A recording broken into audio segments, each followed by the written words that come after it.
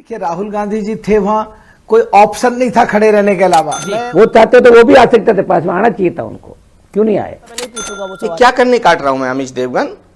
नहीं, तुम बार बार राहुल गांधी जी को ला रहे हो। मैं नहीं ला रहा, पूछना क्या कांग्रेस चाहते लेकर हो? आई है कहना सर। क्या चाहते हो? सिर्फ टोपी वाले के ऊपर सुरक्षा जांच नहीं होनी चाहिए सर, हर लोगों के ऊपर टोपी सुरक्षा वाला जांच कौन है? होनी तो चाहिए सर। सिर्फ टोपी वालों की जांच नहीं होनी चाहिए। ये टोपी वाला कौन है? तो रहमान सर साहब बताइए। वो आप जांच करिए नहीं ना ना करिए, ना ना, आप पहले सबसे बताइए बताइए ये बीजेपी टोपी वाला के कौन है? MP में घुसपैठ देश का गंभीर मुद्दा है, पर इस पर सियासी पार्टियां अपनी रोटी सेकने में लगी हैं।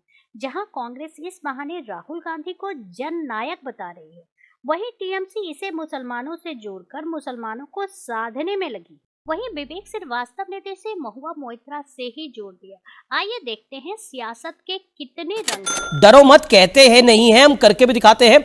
जब पार्लियामेंट में, संसद में अफरा तफरी फैली थी, जननायक यानी राहुल गांधी सीना तान के खड़े थे। ये कांग्रेस की नेत्री हैं, उन्होंने ट्वीट किया है, सुप्रिया जी ने। ये अगर प्रमोद तिवारी से पूछे तरह कौन सा कांग्रेसी सांसद था जिसने जाके पकड़ा उन्हें? राहुल गांधी जी भी अंदर बैठे थे जो सुनने में आ रहा, बाकी सारे कांग्रेसी सांसद भी थे। राहुल जी कहां थे? कांग्रेस का सांसद निकल के आए। कांग्रेस की एक नेत्री ने तो ट्वीट करा कि राहुल जी वहां पर खड़े थे सीना तान कर। एक उनकी नेत्री ने ट्वीट करा जो मैं देख पा रहा हूं। नहीं, राहुल जी सुनो, राहुल जी अंदर थे। अगर अंदर थे तो कोई भी कांग्रेसी, राहुल जी को छोड़ो, बड़े नेता, कोई भी कांग्रेसी क्यों नहीं आया हनुमान बेनीवाल के साथ? या हनुमान बेनीवाल मलूक नागर सबसे पहले क्यों पहुंचे, फिर तो बाद में समा गए? देश की जिससे बदनामी हो वो बिल्कुल नहीं करनी चाहिए। जहां तक बात है सिक्योरिटी की फेलियरिटी है। जहां तक बात है एमपी की, बीजेपी का था, उसकी भी गलती है। जब आईडी चेक करी तो क्या वो जानते थे उन्होंने अंदर भेजा? जब पहले गेट पे गए, जहां वो अंदर जूते में छुपा के ले गए, क्यों नहीं चेक करा? जहां अंदर मेन बिल्डिंग में बढ़े, क्यों नहीं चेक करा? जहां तीसरा गैलरी में जाके बैठे, जब वो कूद रहा था, वहां सिक्योरिटी वाला क्यों नहीं था? जहां वो अंदर कूदे वहां कोई हमें सीधा गोली मार दे, वहां सिक्योरिटी वाला क्यों नहीं था? नहीं, आपकी बातें, आप और हनुमान तिवारी का गैर जिम्मेदार बयान है। बातें कह रहे हैं, और दोनों लोगों की तारीफ जो है वो ट्विटर पर और यूट्यूब पे मुझे बहुत सारे मैसेजेस आ रहे हैं। मेरी अमीश जी देखिए, राहुल गांधी जी थे वहां, कोई ऑप्शन नहीं था खड़े रहने के अलावा। मैं उनको नहीं कहता, वो संसद में थे, अच्छी बात है, दिख रहा देश को कि राहुल गांधी जी भी मौजूद थे, पर प्रश्न ये है कौन सा कांग्रेसी वहां आया आगे निकल करके? मैं ये कह रहा हूँ राहुल गांधी जी हमसे करीब 40-50 मीटर दूर थे जी। वो चाहते तो वो भी आ सकते थे, पास में आना चाहिए था उनको, क्यों नहीं आए? चूक तो है, लेकिन सियासत भी अचूक है अपने आप में। यह भी बड़ा इंटरेस्टिंग पहलू है कि राहुल गांधी जननायक है और ये दोनों जननायक नहीं है जिन्होंने रोका। राहुल गांधी के विषय पर जो बात मलूक नागर ने बोली और जो बात हनुमान बेनीवाल ने बोली, उस पर आप कन्नी काट रहे हैं, उस पर जवाब नहीं देना चाहते तो आप बोल दीजिए। अमीश जी मैं बोलना नहीं चाहता, मैं नहीं पूछूंगा वो सवाल। क्या करने काट रहा हूं मैं अमीश देवगन? नहीं, तुम बार बार राहुल गांधी जी को ला रहे हो। मैं नहीं ला रहा, कांग्रेस लेकर आई है। कहना क्या चाहते हो? सर मैं नहीं लेके आ रहा, कांग्रेस लेके आई है। नहीं, क्या मामले में कांग्रेस कांग्रेस के नेता का ट्वीट है कि ये जननायक सीना तान के खड़ा था जब सदन में अफरा तफरी थी, लेकिन दो जननायक हमारे सामने हैं जो उन आरोपियों को पकड़ रहे थे।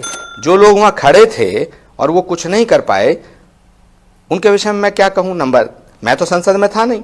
आप मुझसे जो पूछना चाह रहे हैं मैंने वो सीधा सीधा जवाब दे दिया। अब किसी नेता ने क्या कहा, किसी ने इसका राजनीतिक फायदा लेने की बात कही। मैं राजनीति को मानता हूं, राजनीति में हूं, लेकिन राष्ट्र से ऊपर राजनीति को नहीं मानता। सिर्फ एक क्लॉज में याद दिला देता हूं कि महुआ मोइत्रा के पूरे केस में जो बीजेपी की फील्डिंग थी वो एक सेंटेंस पे थी, that national safety has been compromised.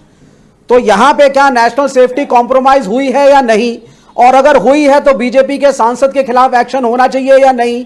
और इसको हल्के में ले लेने से कि साहब हर मेंबर ऑफ पार्लियामेंट तो कर ही देता है, किसी को भी पास दे देता है, क्या फर्क पड़ जाता है प्राइम मिनिस्टर रहते ना रहते? क्या फर्क पड़ जाता है कि पार्लियामेंट का केस अलग है, कैश फॉर क्वेरी का केस है, ये सुरक्षा का केस है। इंक्वायरी होनी चाहिए। भारतीय जनता दल पार्टी के जो एमपी हैं, क्या उनका कोई लिंक ओसामा बिन लादेन से तो नहीं है?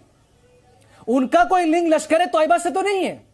क्योंकि बहुत सारे लोगों को जब जोड़ा जाता है तो डायरेक्ट बोला जाता है लश्कर तोयबा का कोई लिंक है। मैं भी ये पूछना चाहता हूं कि सबसे पहले उनके घर में रेड मारा जाए और यह देखा जाए कि क्या उनके अफगानिस्तान तालिबान के साथ कोई लिंक है कि नहीं, क्योंकि ये छोटी बात नहीं है।